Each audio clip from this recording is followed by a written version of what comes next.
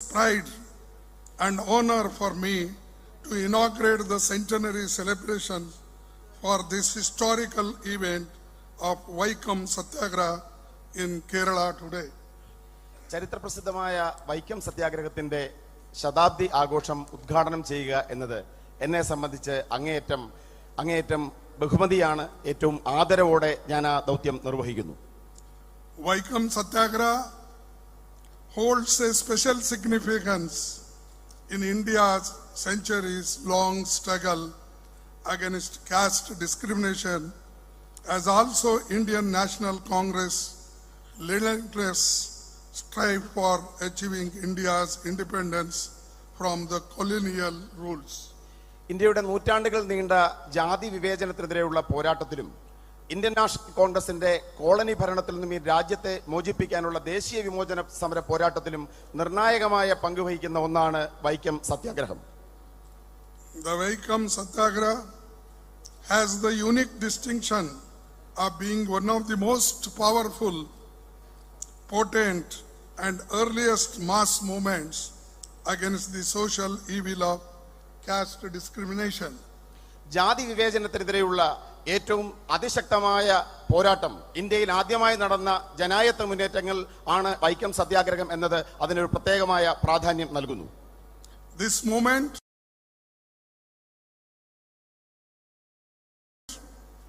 was initiated almost 100 years ago on this very day in 1924 by then Kerala Pradesh Congress Committee. ഇന്നേക്ക് ഏകദേശം ഒരു നൂറ്റാണ്ട് മുമ്പ് ഇതേ ദിവസത്തിൽ അന്നത്തെ പ്രദേശ് കോൺഗ്രസ് കമ്മിറ്റിയാണ് വൈക്കം സത്യാഗ്രഹം എന്ന ഇതിഹാസതുല്യമായ സമരത്തിന് തുടക്കം കുറിച്ചത്. The Vaikam Satyagraha has conceived by Sri T.K. Madhavan, a prominent social worker and Congress leader and a follower of Sri Narayan Guru. Sreenarayana ഗുരുദേവന്റെ ശിഷ്യനും പ്രമുഖനായ സാമൂഹ്യ പ്രവർത്തകനും ഇന്ത്യൻ നാഷണൽ കോൺഗ്രസിന്റെ നേതാവുമായ ശ്രീ ടി കെ മാധവനാണ് വൈക്കം സത്യാഗ്രഹത്തിന്റെ സംയോജകൻ. The protest demanded the right of the untouchables to walk freely on the roads around the Vaikam temple. തൊട്ടുകൂടാത്തവർ എന്ന പേരിൽ അകറ്റി നിർത്തപ്പെട്ട ജനവിഭാഗങ്ങൾക്ക് വൈക്കം ക്ഷേത്രത്തിന്റെ ചുറ്റുമുള്ള വഴികളിലൂടെ നടക്കുവാനുള്ള അവകാശത്തിന് വേണ്ടിയാണ് വൈക്കം സത്യാഗ്രഹ പോരാട്ടം ആരംഭിച്ചത്. In pre-independence India, untouchables were barred from entering the temples. സ്വാതന്ത്ര്യപൂർവ്വ ഇന്ത്യയിൽ തൊട്ടുകൂടാത്തവർ എന്ന് വിശേഷിപ്പിക്കപ്പെട്ട ജനവിഭാഗത്തിന് ക്ഷേത്രത്തിൽ പ്രവേശിക്കുവാൻ അവകാശമുണ്ടായിരുന്നില്ല. Even Sri Narayan Guru was stopped from using the roads near the temple once. A prominent social reformers, Sri K.P. Keshav Menon and Sri K. Kelappan were also actively associated with this movement. എന്തിനേറെ പറയുന്നു, ശ്രീനാരായണ ഗുരുദേവന് പോലും ഒരിക്കൽ വൈക്കം ക്ഷേത്രത്തിന്റെ ചുറ്റുവട്ടമുള്ള വഴികളിലൂടെ നടക്കുവാനുള്ള അവകാശം നിഷേധിക്കപ്പെട്ടിരുന്നു. പ്രമുഖരായ സാമൂഹ്യ പരിഷ്കർത്താക്കൾ ശ്രീ കെ കേളപ്പനും കെ പി കേശവ മേനോനും വൈക്കം സത്യാഗ്രഹത്തിന് നേതൃത്വം കൊടുത്ത പ്രമുഖരായ വ്യക്തികളാണ്. Being most prominent, NSS leader Sri Mannath Padmanabhan led a jatha supporting Vaikam Satyagraha. Vaikom സത്യാഗ്രഹത്തെ പിന്തുണച്ചുകൊണ്ട് പ്രമുഖനായ മുന്നോക്ക സമുദായ നേതാവ് ശ്രീ മന്നത്ത് പത്മനാഭൻ വൈക്കത്തു നിന്നും തിരുവനന്തപുരത്തേക്ക് സവർണ ജാഥ നയിച്ചു. Known as Swarna Jatha, this Padayatra was from Vaikam to Trivandrum. He submitted a memorandum signed by 23,000 upper caste people in support of demands of Vaikam Satyagraha. സവർണ ജാഥ എന്ന് പേരിട്ട ഈ ഐതിഹാസികമായ യാത്ര വൈക്കത്തു നിന്നും തിരുവനന്തപുരത്തെത്തി 23,000 സവർണ സമുദായാംഗങ്ങൾ ഒപ്പിട്ട വൈക്കം സത്യാഗ്രഹത്തെ പിന്തുണയ്ക്കുന്ന ഹർജി സമർപ്പിക്കപ്പെടുകയുണ്ടായി. The Satyagraha had all the support and blessings of Sri Narayana Guru. Sreenarayana ഗുരുദേവന്റെ എല്ലാ അനുഗ്രഹവും പിന്തുണയും ഈ സത്യാഗ്രഹത്തിനുണ്ടായിരുന്നു. The watershed movement set the tone for social reforms in India. It had the blessings of none other than Mahatma Gandhi ji, who himself visited Vaikam in 1925.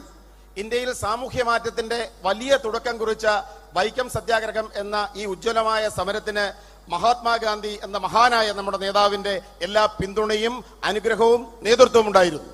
He wrote in favor of temple entry during the satyagraha. സത്യാഗ്രഹത്തിന്റെ കാലഘട്ടത്തിൽ അദ്ദേഹം ക്ഷേത്രപ്രവേശനത്തിന് അനുകൂലമായി എഴുതുകയുണ്ടായി.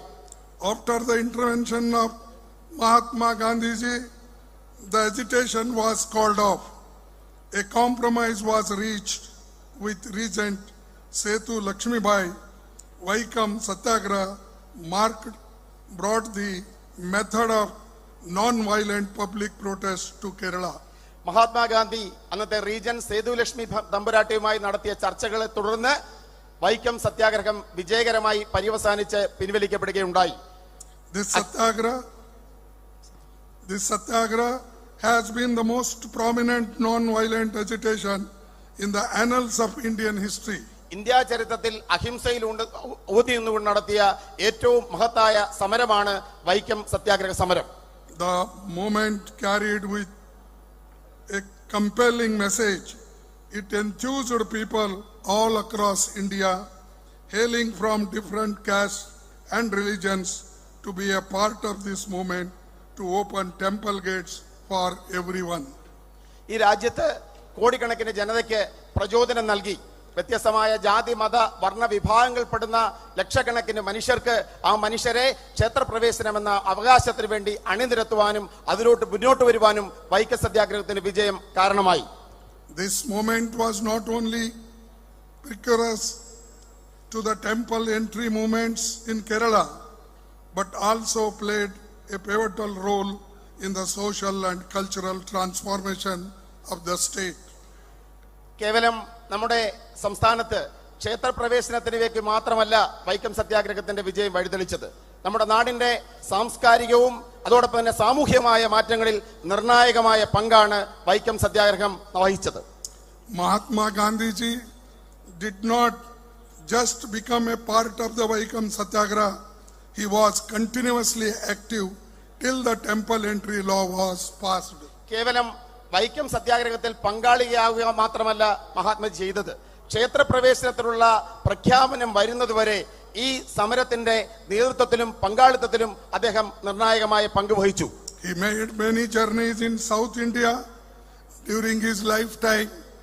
He visited Kerala 5 times, starting from 1920 to 1937. 1920 മുതൽ 1937 വരെയുള്ള കാലഘട്ടത്തിൽ ദക്ഷിണേന്ത്യയിലും കേരളത്തിലും ഈ ആവശ്യം മുൻനിർത്തി അദ്ദേഹം നിരവധി സന്ദർശനം നടത്തുകയുണ്ടായി. കേരളത്തിൽ അദ്ദേഹം 5 തവണയാണ് സന്ദർശിച്ചത്. During the Satyagraha in 1925, Gandhiji had a long conversation with Sri Narayan Guru at Sivagiri Mutt. 1925 Vaikom സത്യാഗ്രഹത്തിൽ പങ്കെടുക്കുവാനായി കേരളത്തിലെത്തിയപ്പോൾ ശിവഗിരിയിലെത്തി അദ്ദേഹം ശ്രീനാരായണ ഗുരുദേവനുമായി ദീർഘമായ ഒരു സംഭാഷണം നടത്തുകയുണ്ടായി. He spent 2 days in the Sri Narayan Guru's ashram. അദ്ദേഹം ശ്രീനാരായണ ഗുരുദേവന്റെ ആശ്രമത്തിൽ 2 ദിവസം ചിലവിടുകയുണ്ടായി.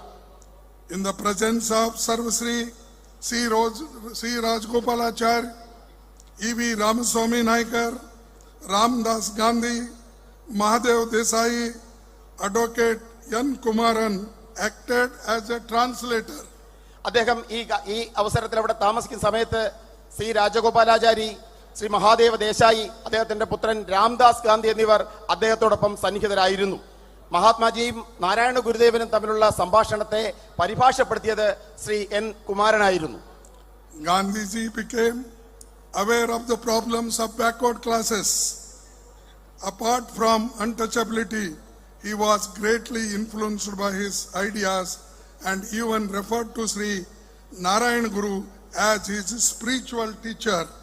ശ്രീനാരായണ ഗുരുദേവനുമായുള്ള സംഭാഷണത്തെ തുടർന്ന് തൊട്ടുകൂടായ്മയുടെ പ്രശ്നങ്ങളെക്കുറിച്ച് മാത്രമല്ല മഹാത്മജി ബോധവാനായത്. മഹാത്മജി ശ്രീനാരായണ ഗുരുദേവന്റെ സംഭാഷണങ്ങളിൽ പ്രചോദനാവുകയും അദ്ദേഹത്തെ തന്റെ ആത്മീയ ഗുരുവായി കരുതുകയുമുണ്ടായി. This meeting became milestone for the upcoming movements. When Gandhiji made his last visit to Kerala in 1937, he specially remembered Sri Narayan Guru.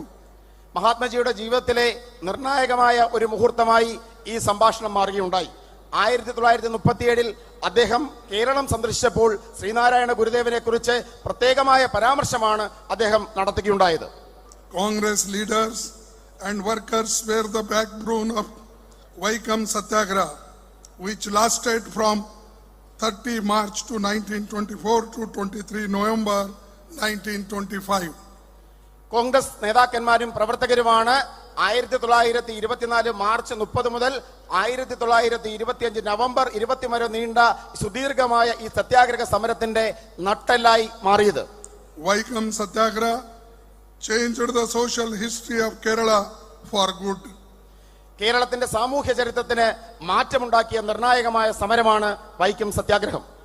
In the early 1930s, the Vaikam Satyagraha also inspired Guruvayur Satyagraha in then Malabar district, in which Congress leaders participated. 1930 ആദ്യ പാദങ്ങളിൽ മലബാറിൽ ഗുരുവായൂർ സത്യാഗ്രഹത്തിന് പ്രചോദനമായി മാറിയത് Vaikom സത്യാഗ്രഹമാണ്. RSS had no role in this movement. RSSന് ഈ മഹത്തായ സമരത്തിൽ യാതൊരു പങ്കുമില്ല.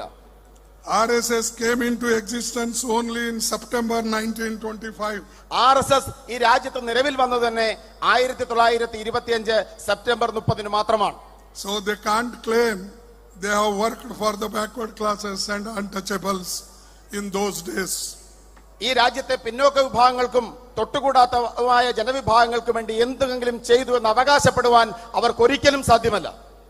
With the old commitment of Mahatma Gandhi, social reform leaders of Kerala and other Congress leaders to remove social inequalities and injustices prevailing in the society, the movement gained huge momentum all over the country. മഹാത്മജിയുടെയും കേരളത്തിലെ സാമൂഹ്യ നവോത്ഥാന നേതാക്കന്മാരുടെയും കോൺഗ്രസിന്റെ നിരവധി നേതാക്കന്മാരുടെയും ഉറച്ച പിന്തുണയിൽ ഈ രാജ്യത്ത് ആകമാനം വലിയ സാമൂഹ്യ മാറ്റങ്ങൾ ഉണ്ടാക്കിക്കൊണ്ട് ഈ മഹാപ്രസ്ഥാനം പടർന്നു കയറുകയുണ്ടായി. In 1923, Kakinada session of the Congress party, presided over by Maulana Muhammad Ali, Sri T.K. Madhavan introduced a resolution against the untouchability. 1923 Maulana Muhammad Ali അധ്യക്ഷനായ കാക്കിനാട കോൺഗ്രസിൽ ശ്രീ ടി കെ മാധവൻ ഐത്തോച്ചാടനം ഒരു പ്രമേയമായി അവതരിപ്പിക്കുകയുണ്ടായി. Later, in December 1924, a detailed resolution against untouchability was passed in Belgaum session of Congress, where Mahatma Gandhi got elected as Congress president in 1924, which falls in my state. പിന്നീട് 1924 മഹാത്മജി അധ്യക്ഷനായി തെരഞ്ഞെടുക്കപ്പെട്ട ബെൽഗാം കോൺഗ്രസിൽ കൂടുതൽ വിശദമായ ഐത്തോച്ചാടന പ്രമേയം അവതരിപ്പിക്കുകയുണ്ടായി. ഭാഗ്യവശാൽ ബെൽഗാം എന്റെ നിയോജക മണ്ഡലത്തിലാണ് എന്ന് പറയുന്നതിൽ എനിക്ക് അഭിമാനമുണ്ട്. It was the same session where Mahatma Gandhi presided as the AICC president for the first time. Mahatmaji ആദ്യമായി അഖിലേന്ത്യാ കോൺഗ്രസ് കമ്മിറ്റിയുടെ അധ്യക്ഷ സ്ഥാനം ഏറ്റെടുത്തത് Belgaum സെഷനിലാണ്. Congress party also made a continuous efforts in imparting education and opening up various avenues for the upliftment of the oppressed classes. അടിച്ചമർത്തപ്പെട്ട ജനവിഭാഗങ്ങളുടെയും വിദ്യാഭ്യാസത്തിനും വേണ്ടി നിരവധി പദ്ധതികളാണ് ഇന്ത്യൻ നാഷണൽ കോൺഗ്രസ് ആവിഷ്കരിച്ചത്. Congress also a committee on untouchability as far back as in 1929, consisting of Pandit Madan Mohan Malviyaji, Sri Jamanlal Bajaj as secretary to the committee to study and deal with the state. 1929 ഐത്തോച്ചാടനത്തെ മുൻനിർത്തി പണ്ഡിറ്റ് മദൻ മോഹൻ മാളവിയും ജംനാലാൽ ബജാജിനെ secretary ആക്കിക്കൊണ്ടും ഇതിനെക്കുറിച്ച് പഠിക്കുവാൻ ഒരു committee Indian National Congress രൂപീകരിക്കുകയുണ്ടായി. Under the leadership of Pandit Nehru, Baba Saheb Ambedkar and several other leaders, all these endeavors bore fruit in providing constitutional guarantees through fundamental rights incorporated in the Constitution of India. Pandit Jawaharlal നെഹ്റുവിന്റെയും B R അംബേദ്കറിന്റെയും ശ്രമഫലമായി Indian ഭരണഘടനാ നിർമ്മാണ അസംബ്ലിയിൽ രൂപീകരിക്കപ്പെട്ട Indian ഭരണഘടനയിലൂടെ മൗലിക അവകാശങ്ങളായി അടിച്ചമർത്തപ്പെട്ട ജനവിഭാഗങ്ങൾക്കുള്ള അവകാശങ്ങൾ Indian ജനതയ്ക്ക് ലഭ്യമാവുകയുണ്ടായി. It is result of this outcome that we have in our constitution Article 15, which prohibits discrimination on the grounds of religion, race, caste, sex, or place of birth. Article 17 provides for the abolition of untouchability.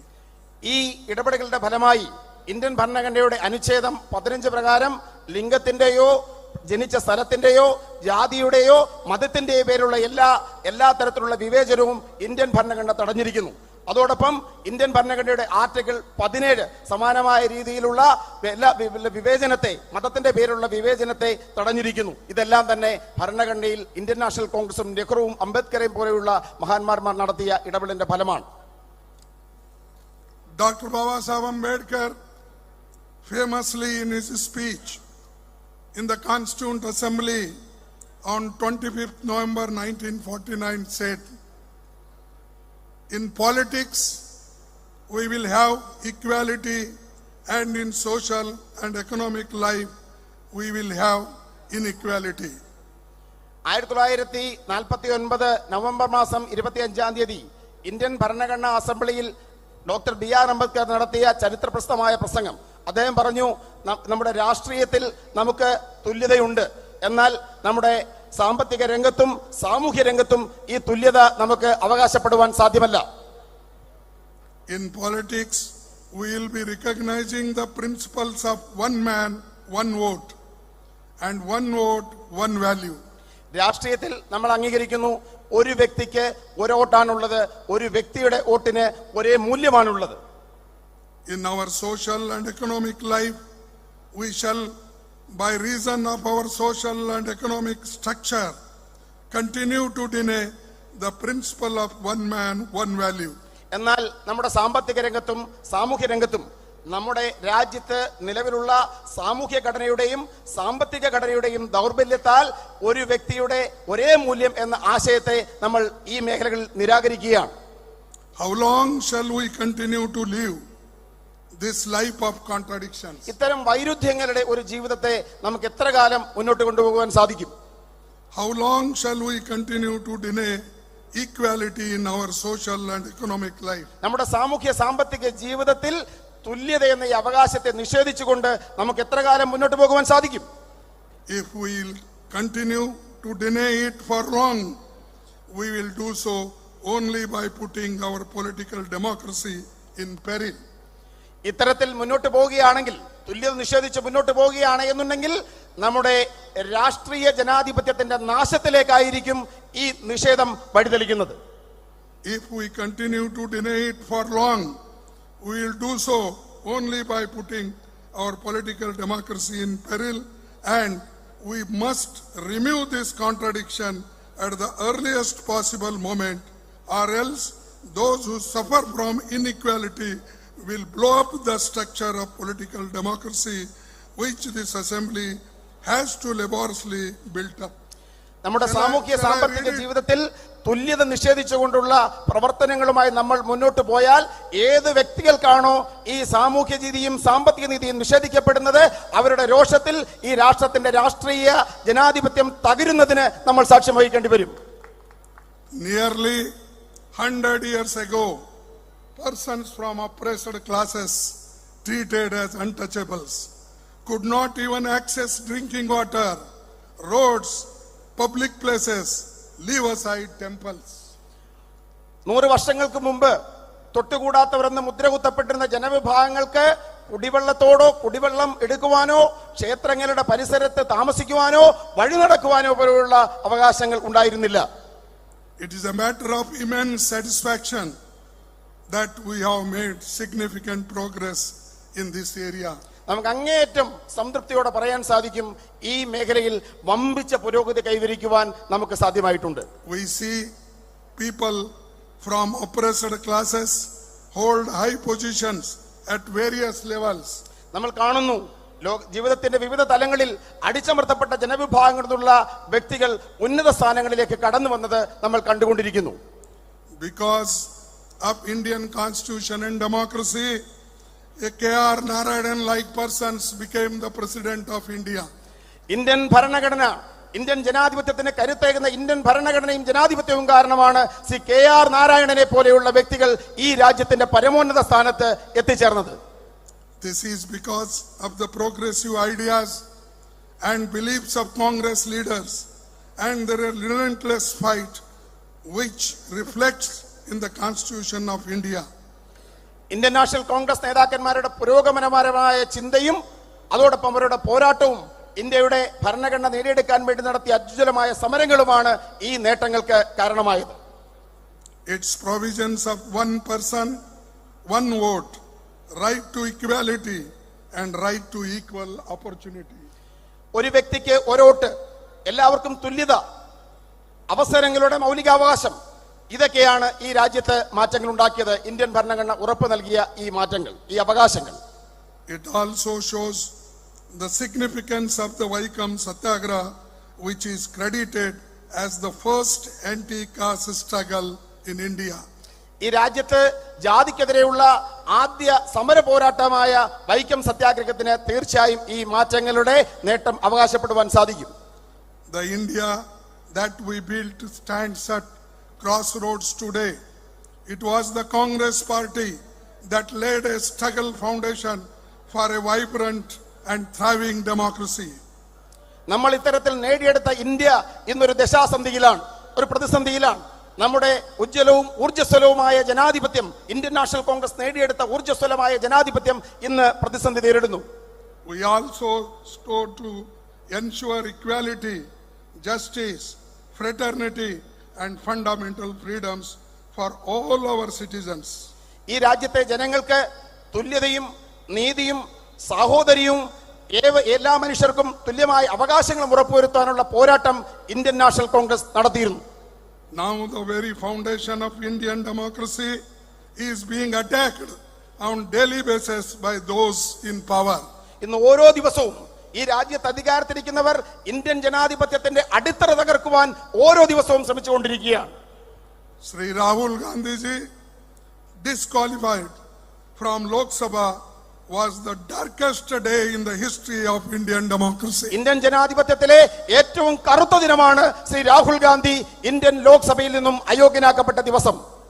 There are various legal issues in the judgment of the trial court. However, those will be dealt with at the appropriate forum by our legal team. ഈ വിചാരണ കോടതിയുടെ നടപടിക്രമങ്ങളിൽ നിരവധി പാളിച്ചകളുണ്ടെങ്കിലും അതെല്ലാം തന്നെ നിയമപരമായി നേരിടുവാനാണ്, അല്ലെങ്കിൽ നിയമത്തിന്റെ പാതയിൽ നേരിടാനാണ് കോൺഗ്രസ് പാർട്ടി തീരുമാനിച്ചിരിക്കുന്നത്. However, BJP government manipulations in the matter must be pointed out. If we see the timeline of the whole case, it could not be clearer than this. എങ്കിലും BJP സർക്കാർ ഈ കേസിൽ നടത്തിയിട്ടുള്ള ഇടപെടലുകൾ, ഈ കേസിന്റെ കാലക്രമം പരിശോധിക്കുമ്പോൾ അവർ നടത്തിയിട്ടുള്ള തെറ്റായ ഇടപെടലുകൾ ജനത്തിന്റെ മുമ്പിൽ വിളിച്ചു പറയുവാനുള്ള തീരുമാനം ഇന്ത്യൻ നാഷണൽ കോൺഗ്രസ് എടുത്തിട്ടുണ്ട്. Modi government deliberately allowed this exercise to play out. Number 1, 13th April 2019, Rahul Gandhi makes an election speech in Kolar, Karnataka. 2019 Lok Sabha election സമയത്ത് കർണാടകത്തിലെ കോലാറിൽ രാഹുൽ ഗാന്ധി അദ്ദേഹത്തിന്റെ പ്രസംഗം നടത്തുകയുണ്ടായി. 16th April 2019, BJP MLA files the case in Surat, Gujarat. 2019 April മാസം 16-ാം തീയതി ഗുജറാത്തിൽ നിന്നുള്ള BJP MLA സൂറത്ത് കോടതിയിൽ കേസ് ഫയൽ ചെയ്തു. 7th March 2022, the complainant himself seeks a stay from Gujarat High Court on his own complaint. High Court grants the stay. 2022 March മാസത്തിൽ ഇതേ പരാതിക്കാരൻ ഗുജറാത്ത് ഹൈക്കോടതിയെ സമീപിച്ച് ഈ കേസിന്റെ വിചാരണ, സ്വയം കൊടുത്ത കേസിന്റെ വിചാരണ നിർത്തിവെക്കുവാൻ അനുമതി നേടിയെടുക്കുകയുണ്ടായി. 7th February 2023, Rahul Gandhi makes a speech in Lok Sabha exposing the Modi-Adani nexus. 2023 ഫെബ്രുവരി മാസം 23-ാം തീയതി ഇന്ത്യൻ ലോക്സഭയിൽ അദാനിയും നരേന്ദ്രമോദിയും തമ്മിലുള്ള ബന്ധം തുറന്നു കാട്ടിക്കൊണ്ടുള്ള പ്രസംഗം ശ്രീ രാഹുൽ ഗാന്ധി നടത്തി. 16th February 2023, the complainant withdraws his own request for stay in the Gujarat. 2023 ഫെബ്രുവരി മാസം 16-ാം തീയതി ഗുജറാത്ത് ഹൈക്കോടതിയെ സമീപിച്ച പരാതിക്കാരൻ തന്റെ ഹർജിയിന്മേലുള്ള സ്റ്റേ നീക്കിയെടുക്കുന്നതിൽ വിജയിച്ചു. 27th February 2023, hearing resumes in the trial court. 2023 ഫെബ്രുവരിയിൽ വിചാരണ കോടതിയിൽ ഈ കേസുമായി ബന്ധപ്പെട്ട വാദം ആരംഭിച്ചു. 27-ാം തീയതി ഫെബ്രുവരി മാസം 27-ാം തീയതി. 23rd March 2023, the trial court convicts Sri Rahul Gandhi ji. ദിവസങ്ങൾക്കകം 2023 March മാസം 23-ാം തീയതി വിചാരണ കോടതി ശ്രീ രാഹുൽ ഗാന്ധിയെ ഈ ചുരുങ്ങിയ സമയത്തിനുള്ളിൽ വിചാരണ പൂർത്തീകരിച്ച് ശിക്ഷിച്ചു. Within a matter of 20-25 days, the case is restarted. The hearing is completed. Rahul Gandhi ji handed out a maximum punishment of 2 years.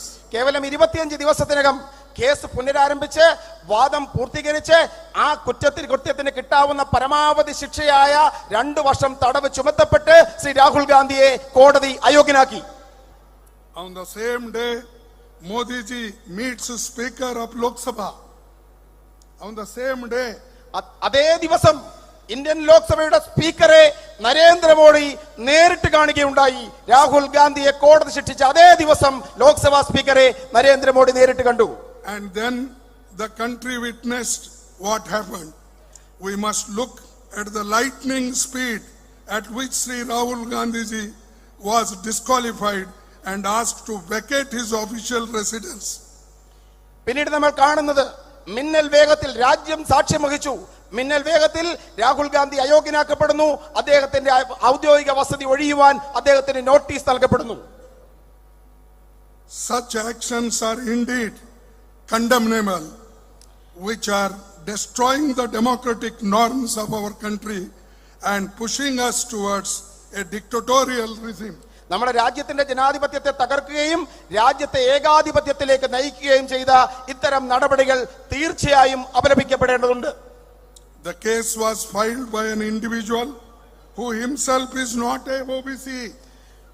പിന്നോക്ക വിഭാഗക്കാരനല്ലാത്ത ഒരു വ്യക്തിയാണ് ഈ കേസ് ഫയൽ ചെയ്തത്.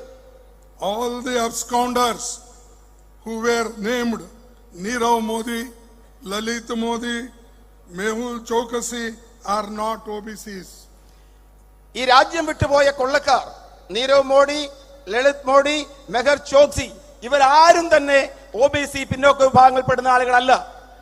But BJP is trying to build up false propaganda of so-called insult to the OBC. എന്നാൽ ഈ രാജ്യത്തെ ജനങ്ങളുടെ മുമ്പിൽ BJP കുപ്രചരണം അഴിച്ചുവിടാൻ ആഗ്രഹിക്കുന്നു.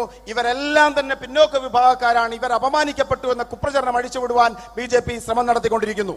This is all being done to distract public attention from the real issues of BJP's corruption and loot of public money.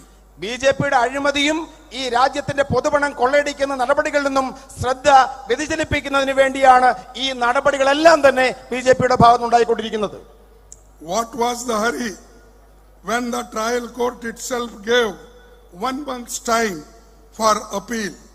This reflects brutal vindictiveness of Modi.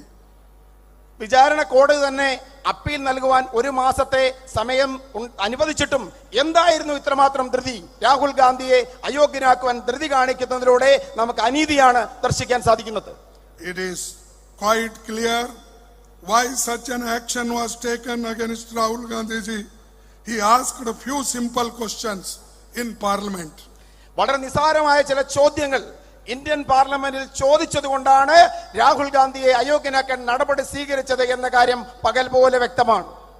Which are those questions? I will read one by one. First, Modi ji, please tell on how many occasions has Adani traveled to foreign countries with you? ഈ നിസ്സാരമായ ചോദ്യങ്ങൾ ഞാൻ ആവർത്തിക്കാം. എത്ര തവണ ഗൗതം അദാനി പ്രധാനമന്ത്രി നരേന്ദ്രമോദിക്കൊപ്പം വിദേശ രാജ്യങ്ങൾ സന്ദർശിച്ചു? Second, how many occasions did Adani join the Modi ji latter? എത്ര തവണ നരേന്ദ്രമോദിയുടെ വിദേശയാത്രയിൽ ഗൗതം അദാനി പിന്നീട് വന്നു ചേർന്നു? How many times has Adani bagged a contract in a foreign country after Prime Minister's visit there? പ്രധാനമന്ത്രിയുടെ സന്ദർശനത്തിന് ശേഷം വിദേശ രാജ്യങ്ങളിൽ നിന്നും എത്രമാത്രം കരാറുകൾ ആ രാജ്യത്തു നിന്നും ഗൗതം അദാനിക്ക് ലഭിച്ചു? Who invested 20,000 crore in Adani Group through shell companies? Adani ഗ്രൂപ്പിന്റെ കടലാസ് കമ്പനികളിൽ 20,000 കോടി രൂപ നിക്ഷേപിച്ചതാരാണ്? Modi government is facilitating loans from public sector banks and financial institutions including SBI. ഇന്ത്യയുടെ പൊതുമേഖലാ സ്ഥാപനങ്ങളിൽ നിന്നും SBI ഉൾപ്പെടുന്ന I will just because you will have some flow by telling. Modi government is facilitating loans from public sector banks and financial institutions including SBI, Punjab National Bank, Bank of Baroda, LIC, EPFO, etc. to fund expansion of the Adani Group. Adani ഗ്രൂപ്പിന്റെ പുരോഗതിക്ക് വേണ്ടി ഈ രാജ്യത്തിലെ പൊതുമേഖലാ സ്ഥാപനങ്ങളിൽ നിന്നും പൊതുമേഖലാ ബാങ്കുകളായ SBI, Punjab national bank, LIC ഉൾപ്പെടെയുള്ള സ്ഥാപനങ്ങളിൽ നിന്നും വലിയ തോതിൽ പണം, അതോടൊപ്പം തന്നെ എംപ്ലോയ്മെന്റ് പ്രോവിഡന്റ് ഫണ്ടിൽ നിന്നുമുള്ള പണം പോലും അദാനി ഗ്രൂപ്പിന്റെ വികസനത്തിന് വേണ്ടി കേന്ദ്ര സർക്കാർ ലഭ്യമാക്കിയിട്ടുണ്ട്. Adani uses the same money to buy a public property. Money is ours. Property is also ours, public property. But it is being used to take over public sector units including airports, ports, gas, coal, mines, railways, etc. ഈ പൊതുമേഖലാ സ്ഥാപനങ്ങളിൽ നിക്ഷേപിക്കപ്പെട്ട നമ്മുടെ പണം, ഈ പണം ഉപയോഗിച്ചുകൊണ്ടാണ് അദാനി രാജ്യത്തിന്റെ പൊതുമേഖലയുടെ സ്വത്തുക്കൾ വാങ്ങിയത്. രാജ്യത്തിന്റെ എയർപോർട്ടുകൾ, രാജ്യത്തിന്റെ കപ്പൽശാലകൾ, ഇത്തരം സ്ഥാപനങ്ങളെല്ലാം നമ്മുടെ പണം ഉപയോഗിച്ചുകൊണ്ട് ഈ നമ്മുടെ സ്വത്തുക്കൾ Gautam Adani വാങ്ങുകയുണ്ടായി. This also has another dangerous trend. It is the public sector units which provide assured employment to millions of people, including SC, ST and other backward classes. By selling all PUCs, the Modi government is taking away all assured jobs. ഈ രാജ്യത്തെ പിന്നോക്ക വിഭാഗങ്ങൾക്ക് തൊഴിലുറപ്പ് നൽകിയിരുന്നത് പൊതുമേഖലാ സ്ഥാപനങ്ങളാണ്. ഈ പൊതുമേഖലാ സ്ഥാപനങ്ങൾ സ്വകാര്യ വ്യക്തികൾക്ക് വിൽക്കുന്നതിലൂടെ രാജ്യത്തെ കോടിക്കണക്കിന് വരുന്ന പിന്നോക്ക ജനവിഭാഗങ്ങൾക്ക് തൊഴിൽ കിട്ടാനുള്ള അവസരമാണ് നരേന്ദ്രമോദി സർക്കാർ നിഷേധിക്കുന്നത്. Right of reservation of SC, ST and OBC and worsening the employment crisis in the country. രാജ്യത്തെ പിന്നോക്ക വിഭാഗങ്ങൾക്കും പട്ടികജാതി പട്ടിക വിഭാഗങ്ങൾക്കും അവകാശമായിട്ടുള്ള സംവരണം ഇത്തരത്തിൽ നിഷേധിക്കപ്പെടുന്നു. As many as 30 lakh vacancies are currently to be filled in these. 15 lakhs would have gone to reserved categories. നമ്മുടെ രാജ്യത്ത് 30 ലക്ഷത്തോളം തൊഴിൽ അവസരങ്ങൾ രാജ്യത്ത് പൂർത്തീകരിക്കപ്പെടാതെയുണ്ട്. അതിൽ 15 ലക്ഷവും നിഷേധിക്കപ്പെട്ടിരിക്കുന്നത് പിന്നോക്ക ജനവിഭാഗങ്ങൾക്കാണ്, അവർക്ക് കിട്ടേണ്ടതാണ്. Forget creating new jobs. The government has not been able to fill the existing vacancies, nearly 30 lakhs. പുതുതായി തൊഴിലവസരങ്ങൾ സൃഷ്ടിക്കുന്നത് പോകട്ടെ, നിലവിലിരിക്കുന്ന തൊഴിൽ പോലും പിന്നോക്ക വിഭാഗങ്ങൾക്കും അടിച്ചമർത്തപ്പെട്ട ജനവിഭാഗങ്ങൾക്കും കൊടുക്കുന്ന കാര്യത്തിൽ കേന്ദ്ര സർക്കാർ പരാജയപ്പെട്ടിരിക്കുന്നു.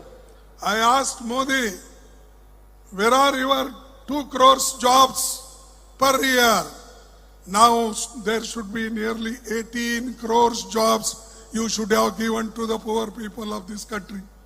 ഞാൻ മോഡിയോട് ചോദിക്കാൻ ആഗ്രഹിക്കുന്നു, നിങ്ങൾ പറഞ്ഞു പ്രതിവർഷം 2 കോടി തൊഴിൽ നിങ്ങൾ ഈ രാജ്യത്തെ ജനങ്ങൾക്ക് കൊടുക്കും. അങ്ങനെയാണെങ്കിൽ ഈ 9 വർഷം കൊണ്ട് 18 കോടി തൊഴിൽ നിങ്ങൾ കൊടുക്കേണ്ടതായിരുന്നു. എവിടെയാണ് ആ തൊഴിൽ? Where is your 15 lakhs of rupees to each family? ഓരോ കുടുംബത്തിനും നിങ്ങൾ കൊടുക്കാമെന്ന് പറഞ്ഞ 15 ലക്ഷം രൂപ എവിടെ? People put their hard-earned money and life savings in the trusted hands of government funds like LIC, EPF, etc. However, the BJP government has not even spared the money of poor people, ordinary workers and laborers. ഈ രാജ്യത്തിലെ ഏറ്റവും സാധാരണക്കാരും തൊഴിലാളികളും കഷ്ടപ്പെട്ടുണ്ടാക്കിയ പണവും അവരുടെ ജീവിത സമ്പാദ്യവും നിക്ഷേപിക്കപ്പെട്ടിരുന്നത് LICയിലും EPFയിലുമാണ്.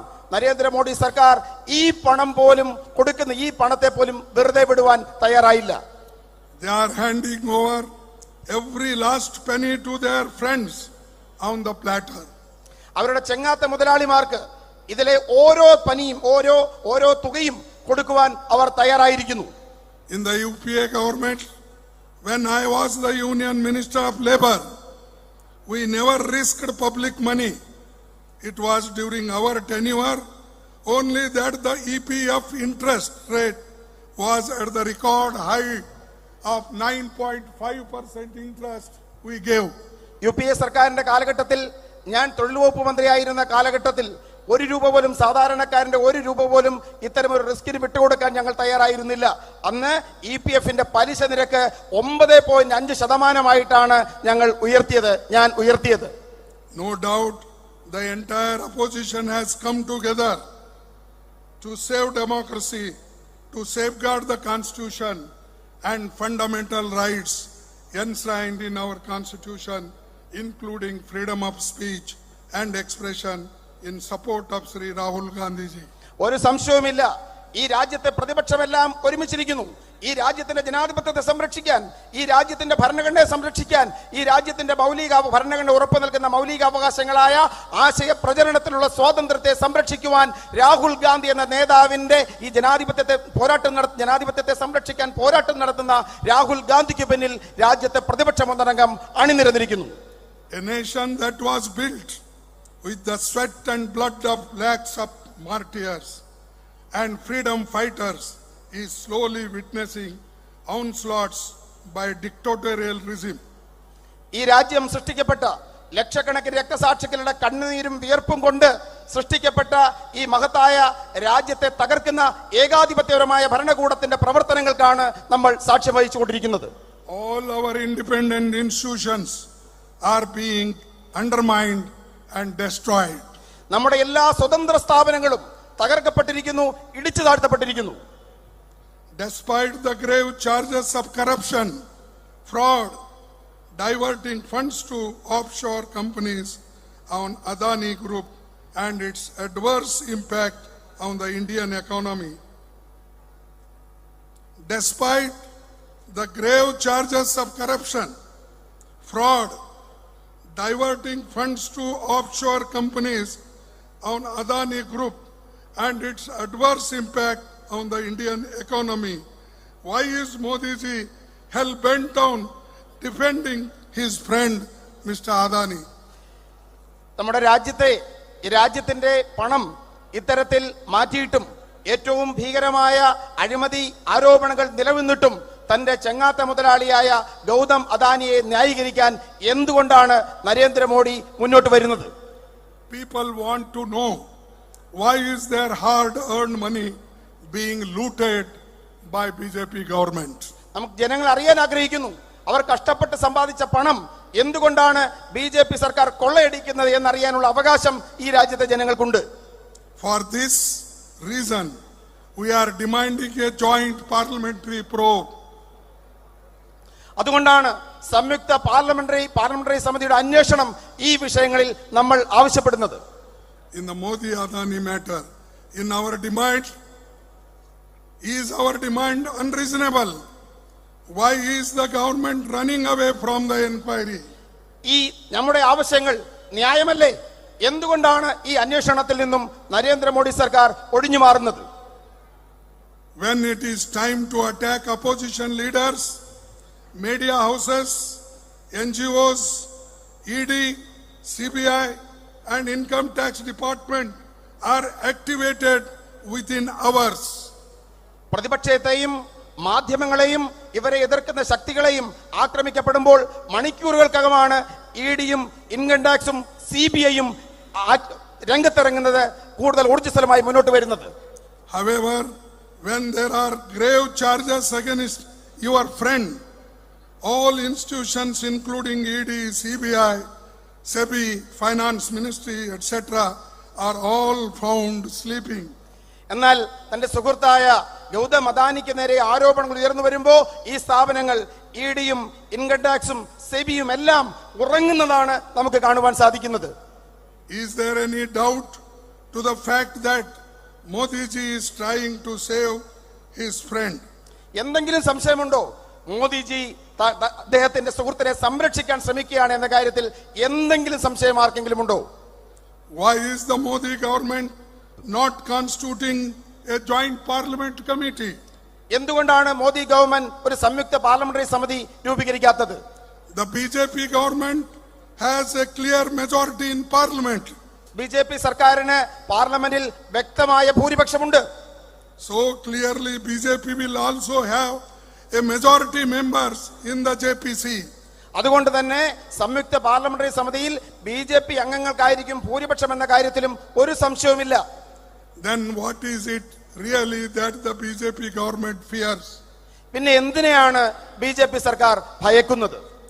If the JPC is constituted, all relevant evidence and documents will come before the committee. Ministries, investigating agencies, company officials will all summoned before the committee, will get to know the real factual position, and the truth will come out for all to see. ഇത്തരത്തിൽ സംയുക്ത parliamentary സമിതി രൂപീകരിക്കപ്പെടുകയാണെങ്കിൽ ആ സംയുക്ത parliamentary സമിതിക്ക് മുമ്പാകെ രേഖകൾ, അതോടൊപ്പം തന്നെ ഇതുമായി ബന്ധപ്പെട്ട് നിൽക്കുന്ന കമ്പനികൾ, ഉദ്യോഗസ്ഥന്മാർ തുടങ്ങി എല്ലാ കാര്യങ്ങളും രംഗത്ത് വരും. ഇത് ജനങ്ങൾ അറിയാനിടയാകും, ജനസമക്ഷത്ത് മുന്നോട്ട് വരുമെന്നുള്ളത് കൊണ്ടാണ് സംയുക്ത പാർലമെന്ററി സമിതിയെ ബിജെപി സർക്കാർ ഭയക്കുന്നത്. Modi ji must come clean on this. Why is shying away from the setting of the JPC? For the sake of saving his friend, Modi ji is ready to sacrifice everything. Our parliament, democracy, Indian constitution, it does not matter. Can you believe the complete budget session of parliament is being washed out just to save one person, Adani? ഇത്തരമൊരു സംയുക്ത parliamentary സമിതി കുറ്റവിമുക്തനാക്കിയാൽ എല്ലാ ആരോപണങ്ങളിൽ നിന്നും ശ്രീ നരേന്ദ്രമോദി പുറത്തു വരും. പക്ഷേ അദ്ദേഹം അതിന് തയ്യാറല്ല. അദ്ദേഹത്തിന്റെ സുഹൃത്തിനെ രക്ഷിക്കുവാൻ വേണ്ടി ഈ രാജ്യത്തിന്റെ ജനാധിപത്യം, ഇതിന്റെ പാർലമെന്ററി ഡെമോക്രസി തുടങ്ങിയ എല്ലാ കാര്യങ്ങളെയും അദ്ദേഹം ബലികഴിക്കുവാൻ തയ്യാറാണ്. നിങ്ങൾ വിശ്വസിക്കുമോ? കഴിഞ്ഞ പാർലമെന്ററി സെഷൻ, ബജറ്റ് സെഷൻ മുഴുവൻ തന്നെ അദ്ദേഹം ഈ കാരണത്താൽ സസ്പെൻഡ് ചെയ്യുകയുണ്ടായി, ഇല്ലാതാക്കുകയുണ്ടായി, തടസ്സപ്പെടുത്തുകയുണ്ടായി. All BJP leaders, cabinet ministers, prime minister are working overtime to save Adani. എല്ലാ ബിജെപി നേതാക്കന്മാരും ബിജെപിയുടെ മന്ത്രിമാരും അദാനിയെ രക്ഷിക്കുന്നതിന് വേണ്ടിയുള്ള അമിതമായ ഓവർ ടൈം എടുത്ത് പ്രവർത്തിക്കുകയാണ്. The government has unleashed all its might to silence opposition parties. എല്ലാ തരത്തിലുള്ള സ്രോതസ്സുകളെയും, പ്രതിപക്ഷ പ്രസ്ഥാനങ്ങളെ നിശബ്ദരാക്കുവാൻ തങ്ങളുടെ എല്ലാ സ്രോതസ്സുകളെയും government ഉപയോഗപ്പെടുത്തുകയാണ്.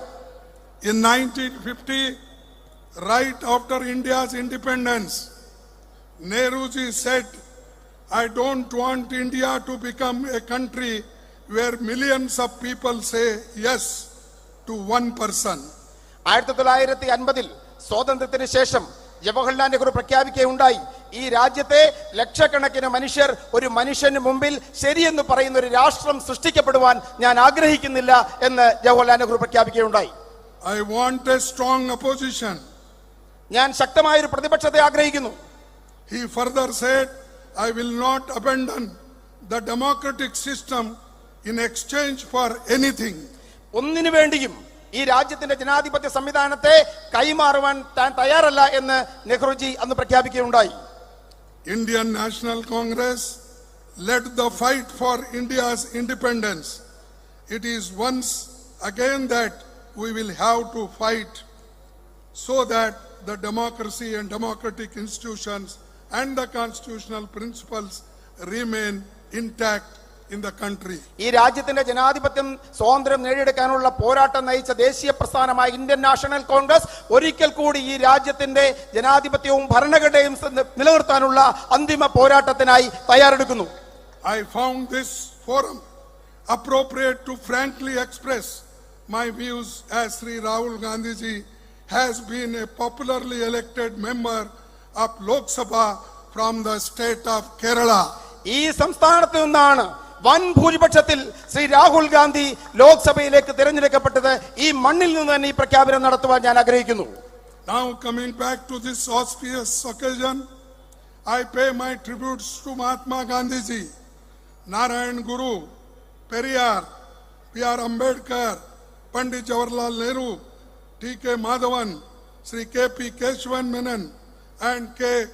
Kalappan, and other visionary distinguished social reformers who played a pioneering role in Vaikam Satyagraha. ഈ അതുല്യമായ No, വേദിയിൽ you need not, because all names are there, they will understand. Okay. The Indian National Congress stands committed to constantly endeavoring for social equality, justice, upliftment of the oppressed classes, and progress of Mother India. സാമൂഹ്യ നീതിക്കും തുല്യതയ്ക്കും ഈ രാജ്യത്തെ അടിച്ചമർത്തപ്പെട്ട ജനവിഭാഗങ്ങളുടെ ഉയർച്ചയ്ക്കും വേണ്ടി എന്നും Indian National Congress പ്രതിജ്ഞാബദ്ധമായിരിക്കുമെന്ന് പ്രഖ്യാപിക്കാൻ ഞാൻ ആഗ്രഹിക്കുന്നു. Lastly, one quotation I am remembering from Ramsay MacDonald, who is an Irish patriot. Once he said, "No man can be grateful at the cost of his honor. No man can be grateful at the cost of his honor. No woman can be grateful at the cost of her chastity, and no nation can be grateful at the cost of its liberty." ഒരു വനിതയും ഒന്നിനു വേണ്ടിയും തന്റെ ചാരിത്രത്തെ പണയപ്പെടുത്താൻ തയ്യാറാവരുത്. ഒരു രാജ്യവും അതിന്റെ ആത്മാഭിമാനം ഒന്നിനു വേണ്ടിയും പണയപ്പെടുത്താൻ ആഗ്രഹിക്കരുത്. പ്രശസ്തനായ ഒരു ഐറിഷ് വിപ്ലവകാരിയുടെ വാക്കുകൾ ഈ അവസരത്തിൽ ഉദ്ധരിക്കുവാൻ ഞാൻ ആഗ്രഹിക്കുന്നു. Therefore, we have to protect our democracy. Whosoever may be, however great man may be, however good speaker he may be, you remember, he is emerging as a dictator. You have to stand up, fight against save the democracy, fight against the dictatorship. This is my request to you. This is the message of Vaikam Satyagraha, and I am gladly inaugurating this, and I hope you will continue this principle. Thank you, one and all. Jai Hind. I will say thrice Jai Hind. You have to say Jai Hind. Jai Hind. What? Nobody is speaking from there. The way up to Vaikam temple goes from there. Jai Hind. Jai Hind. Jai Hind. Jai Hind. Thank you.